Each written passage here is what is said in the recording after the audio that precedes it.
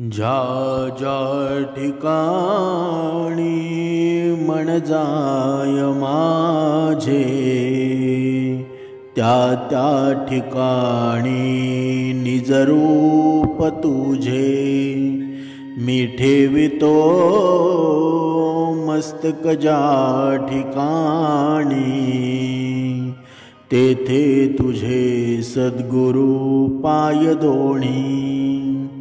जय जय रघुवीर समर्थ, श्रीराम समर्थ। सद्गुरु चरणांना नतमस्तक होऊन आपण या निरूपणास सुरुवात करूया। मायबाप सज्जनांचे स्वागत आहे। आज या निरूपणामध्ये आपण पाहणार आहोत की माता लक्ष्मी आहे ना, कोणत्या घरामध्ये थांबत नाही। आपल्या जीवनामध्ये प्रत्येक सण येतो, दिवाळी, दसरा, कोजागिरी पौर्णिमा असे अनेक वर्षभरामध्ये सण येतात।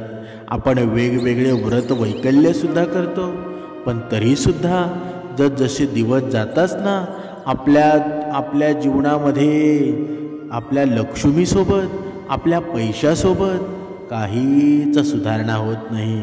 आपलं सदा दारिद्र्य असतं, आपल्या जीवनामध्ये पैसा टिकत नाही। म्हणजे अनेक प्रश्नांनी हा मनुष्य आहे ना, तो हैराण झालेला असतो। पण आपल्या घरामध्ये आपण काय केल्यानं आपल्या घरामध्ये लक्ष्मी नांदेल, आणि कोणत्या घरामध्ये असं कोणतं घर आहे की तिथे लक्ष्मी कधीच थांबू शकत नाही।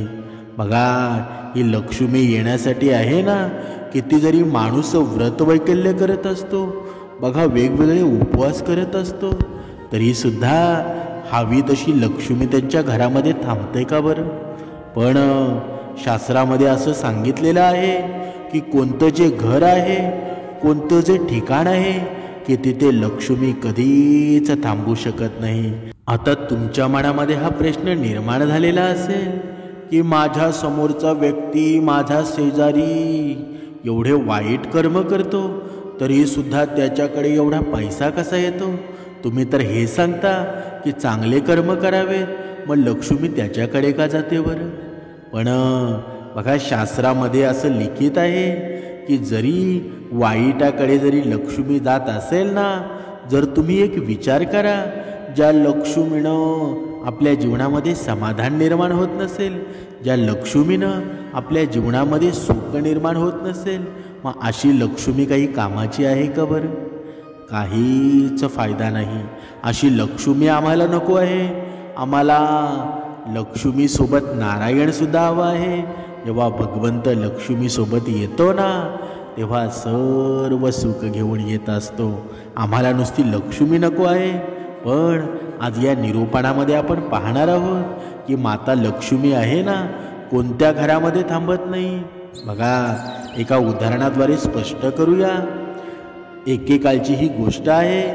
राजा जन्मोजय त्याच्या भावांसोबत आहे ना, कुरुक्षेत्रामध्ये यज्ञ करत होते, आणि त्या यज्ञाच्या वेळी तिथे कुत्रा येऊन बसतो। तेव्हा या जन्मोजयाच्या भावांनी त्या कुत्र्याला पाहिलं, तेव्हा त्यांना भरपूर राग आला, आणि त्यांनी त्या कुत्र्याला मारून तिथून पळवून लावलं।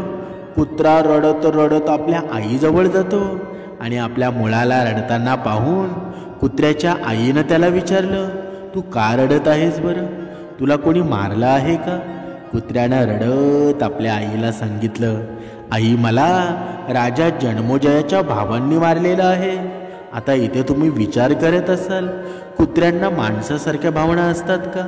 हो, नक्कीच असतात, कारण त्यांच्यामध्ये सुद्धा प्राण आहे ना। फक्त ते बोलू शकत नाही, पण त्यांचं त्यांना समजतंच ना। म्हणून तेव्हा बघा, ती आई म्हणाली की तू असं काय केलंस? तेव्हा कुत्र्यानं सांगितलं, नाही आई, मी कोणताही अपराध केला नव्हता। मी त्यांच्या यज्ञाकडे सुद्धा पाहिलं नाही, किंवा कुठल्या वस्तूला चाटलं सुद्धा नाही। मला फक्त वास आला होता, त्यामुळं मी तिकडे गेलो होतो, आणि तिथे जाऊन मी बसलो होतो।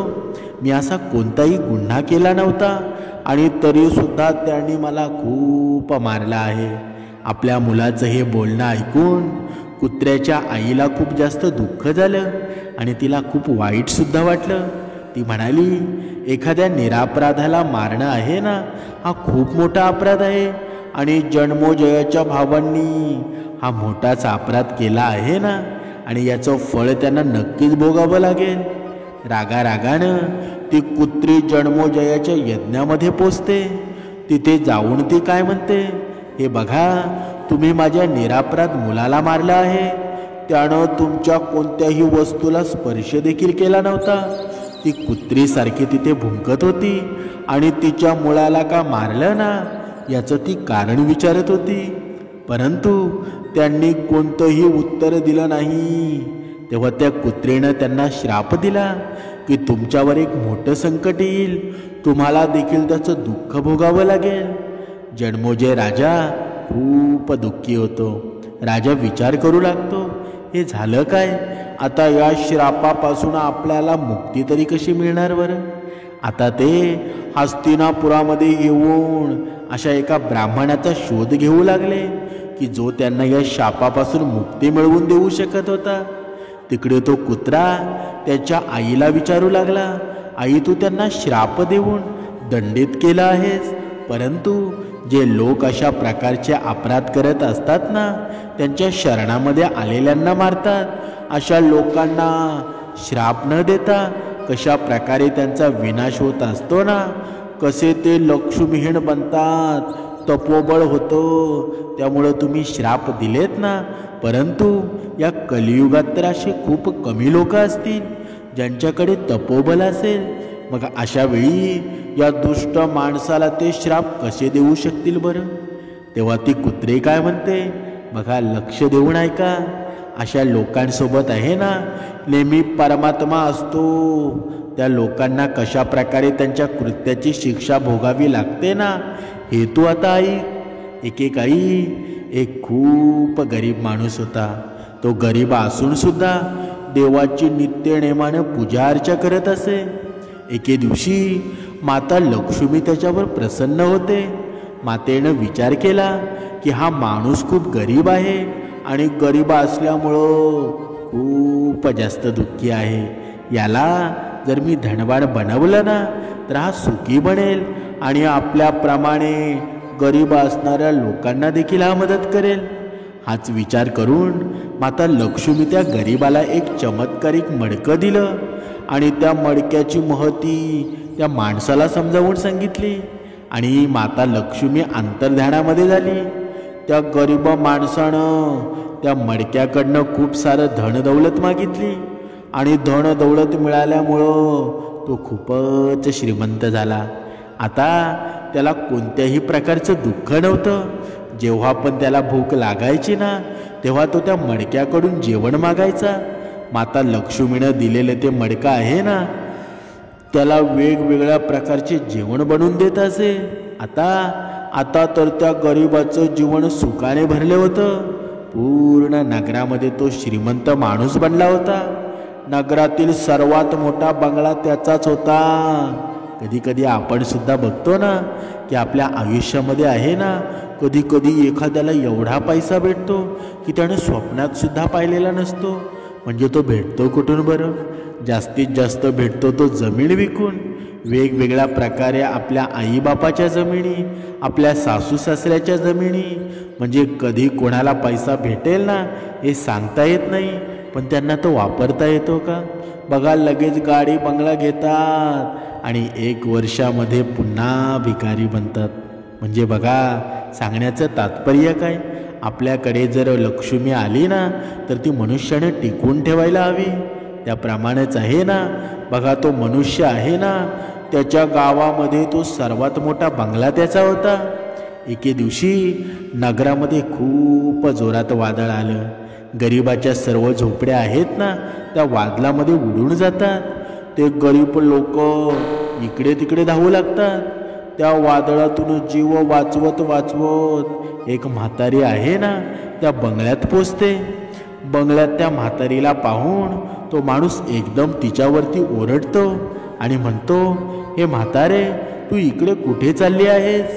तेव्हा ती म्हातारी म्हणाली, अरे बाळा, बाहेर खूप वादळ वाऱ्या चालू आहे, मला काही वेळ तुझ्या बंगल्यामध्ये राहू दे.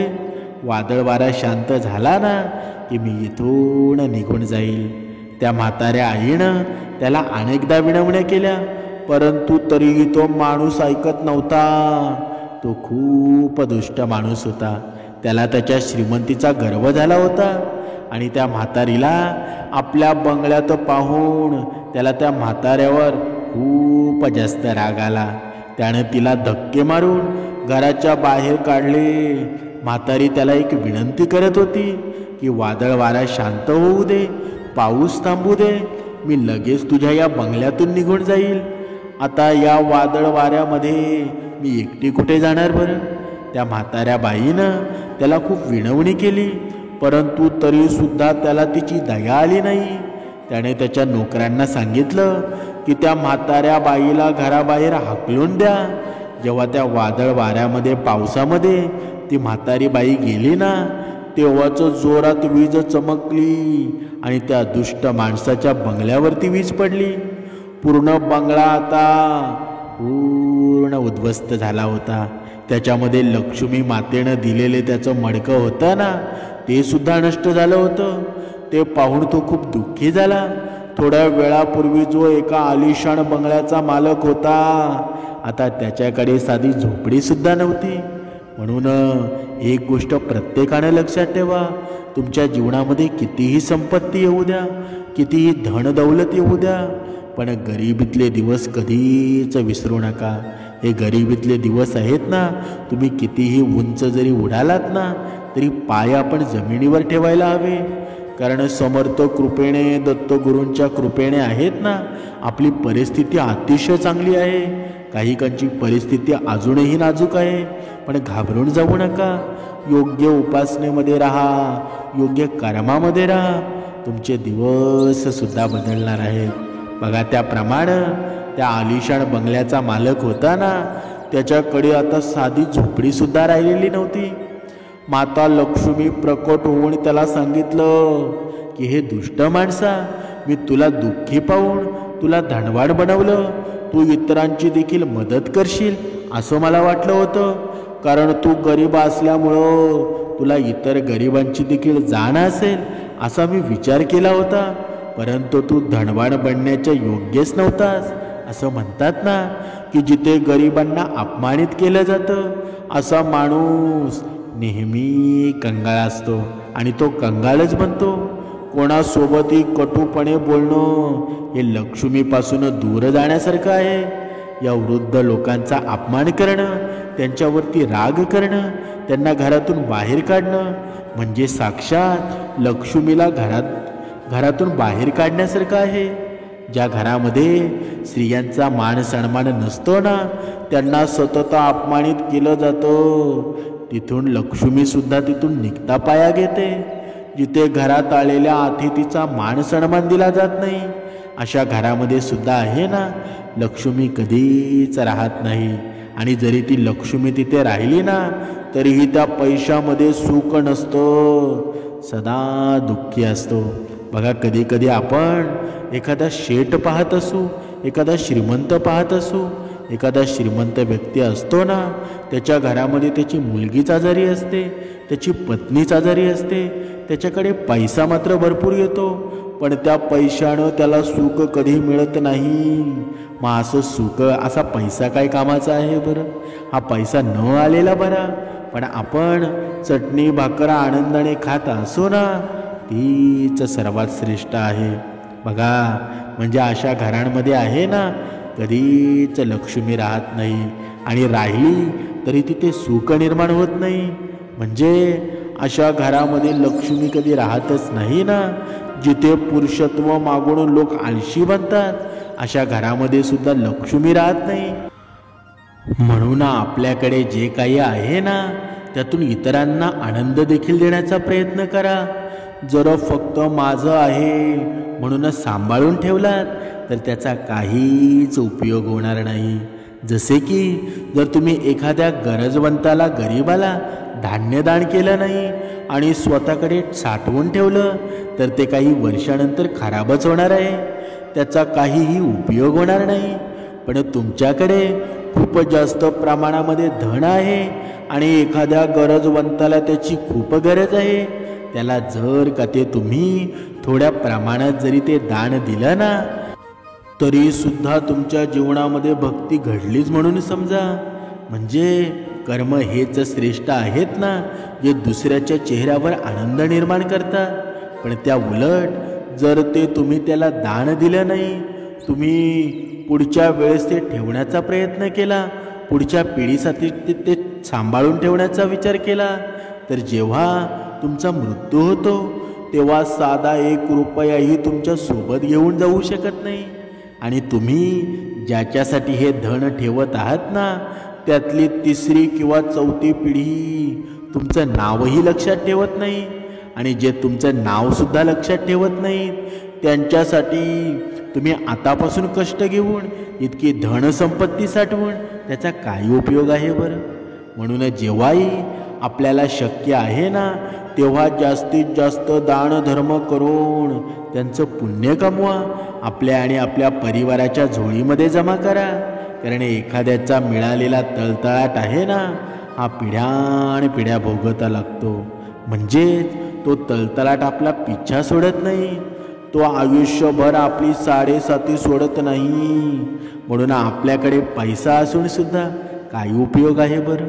म्हणून भगवंताला साकडं घाला, भगवंताकडून आशीर्वाद मागा की भगवंता तू जेव्हा येशील ना, नुसतं लक्ष्मीलाच पाठवू नकोस, लक्ष्मी सोबत नारायण हवा. जेव्हा लक्ष्मी आणि नारायण सोबत येतात ना, तेव्हा सर्व पैशांनी घर नाहून जातं आणि त्या पैशांनी सुखच निर्माण होतं ना, आपल्या जीवनामध्ये आनंद निर्माण होतो. आणि हा आनंद आम्हाला सद्गुरू कृपेमुळे मिळालेला आहे, हा आनंद आम्हाला समर्थ कृपेमुळे मिळालेला आहे. म्हणून आमच्या जीवनामध्ये जो आनंद आहे ना, बघा आम्हाला एक वेळची भाकरीसुद्धा नव्हती, पण आज आमचे दिवस एवढे चांगले बदललेले आहेत ना, की आमचं जीवन समृद्ध झालेलं आहे. आणि आजपर्यंत जे नवीन लोक भक्ती मार्गामध्ये आलेले आहेत, तुम्ही सुद्धा आशा सोडून देऊ नका. हा भगवंत आहे ना, सर्व काही पाहत आहे. तुमच्यावर जरी अन्याय होत असेल, एक दिवस तुमचा नक्की येणार आहे. आणि हा एक दिवस खूप लांब राहिलेला नाही. फक्त कर्मामध्ये राहा, नियमांमध्ये राहा, रोज उपासना करा. तुमच्या जीवनामध्ये सर्व काही कल्याणकारी घडणार आहे. पॉझिटिव्ह राहा, तुमचं जीवन सुखाने नाहून जाईल. जय जय रघुवीर समर्थ.